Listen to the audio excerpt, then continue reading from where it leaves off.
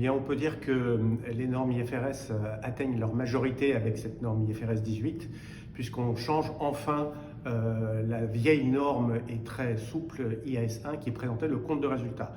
Il y a deux choses qui vont changer. La structure du compte de résultat avec des nouveaux blocs, l'opérationnel, l'investissement et le financier, donc une vraie structure changée, avec des soldes intermédiaires de gestion qui n'existaient pas auparavant, notamment le résultat opérationnel. Donc là, un vrai état financier différent.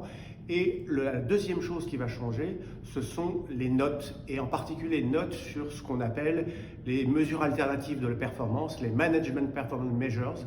Elles vont apparaître dans une note séparée dans les états financiers, audités, avec une réconciliation, une justification, et puis l'impact fiscal et l'impact sur les minoritaires. Donc un vrai surplus d'informations qualitatives pour les investisseurs.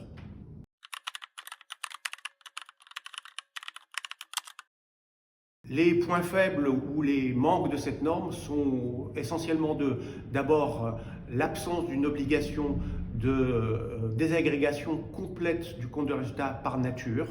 C'est aujourd'hui toujours une option possible entre fonction et nature, alors que la présentation par nature, elle permet une meilleure désagrégation, c'est-à-dire plus de détails et une meilleure compréhension, et en même temps un meilleur lien entre les différents états financiers, compte de résultat, tableau de flux de trésorerie, élément indispensable pour les investisseurs. Deuxième faiblesse, peut-être aussi la disparition dans le projet de disclosure sur les éléments inhabituels qui ont été retirés, comme la présentation par nature, obligatoire, au dernier moment de la norme.